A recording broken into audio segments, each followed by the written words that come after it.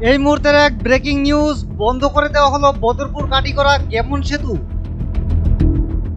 মেরামতের জন্য 2 মাস বন্ধ থাকবে গেমন সেতু। বদরপুর এবং কাটিগড়ার মধ্যে ফেরি পরিষেবা একমাত্র ভরসা। দূরপাল্লার জন্য শিলচর কালাইন ও হাফলং সড়ক।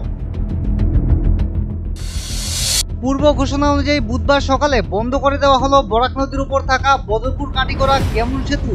প্রাথমিকভাবে দীর্ঘ 2 মাসের জন্য সম্পূর্ণরূপে বন্ধ করে দেওয়া হয়েছে গেমন সেতুতে যানবাহন চলাচল। এক নির্দেশিকার মাধ্যমে এই নিষেধাজ্ঞা জারি করেছে সড়ক নির্মাণ সংস্থা NHIDCL। পরবর্তী নির্দেশিকা প্রকাশ না করা পর্যন্ত আগামী 20 জুলাই পর্যন্ত কার্যকর থাকবে এই নিষেধাজ্ঞা। এমন অবস্থায় বিকল্প হিসেবে শিলচর কালাইন অথবা হাফলং এর 27 নম্বর জাতীয় সড়ক ব্যবহার করা যেতে পারে। অপরদিকে স্থানীয়দের জন্য ব্যবস্থা করা হয়েছে ফেরি পরিষেবা। নর্থ ইস্ট আপডেটের পর্দায় আপনারা দেখতে পাচ্ছেন বর্ষার মৌসুমে কিভাবে ফেরি পরিষেবার মাধ্যমে ভরা নদী পার করছেন স্কুল কলেজ পড়ুয়া সহ স্থানীয় সাধারণ মানুষ।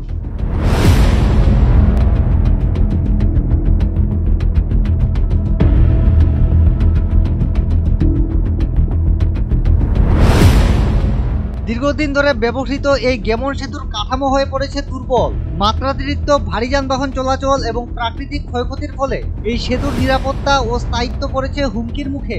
এমন অবস্থায় বড় ধরনের দুর্ঘটনা এড়াতে এবং ভবিষ্যতের জন্য সেতুর দৃঢ়তা নিশ্চিত করতে ব্যাপক মেরামতে হাত দিচ্ছে কেন্দ্রীয় সড়ক নির্মাণ সংস্থা NHIDCL। এই মেরামতের কাজ 2 মাস ধরে চলার কথা রয়েছে, তবে মেরামত সম্পূর্ণ হতে আরও বেশি সময় লাগতে পারে বলে ধারণা করা হচ্ছে। ততক্ষণ পর্যন্ত এই সেতু হয়ে হালকা ভারী সব ধরনের বাণিজ্যিক ও ব্যক্তিগত বাহনের ক্ষেত্রে নিষেধাজ্ঞা কার্যকর থাকবে। 6 নম্বর জাতীয় সড়কের একটি গুরুত্বপূর্ণ সংযোগস্থল হচ্ছে বরাক নদীর উপর থাকা এই গেমন সেতু। এটি আসামের বরাক উপত্যকার 3 জেলা সহ পার্শ্ববর্তী রাজ্য মণিপুর, মিজোরাম, ত্রিপুরা সহ দেশের অন্যান্য প্রান্তের সাথে যোগাযোগ রক্ষায় এক গুরুত্বপূর্ণ ভূমিকা পালন করে। তবে হঠাৎ করে এই সেতু বন্ধ করে দেওয়ার ফলে উত্তর পূর্ব ভারতের যোগাযোগ ব্যবস্থা, জনজীবন এবং অর্থনীতিতে ব্যাপক প্রভাব পড়বে বলে আশঙ্কা প্রকাশ করা হচ্ছে।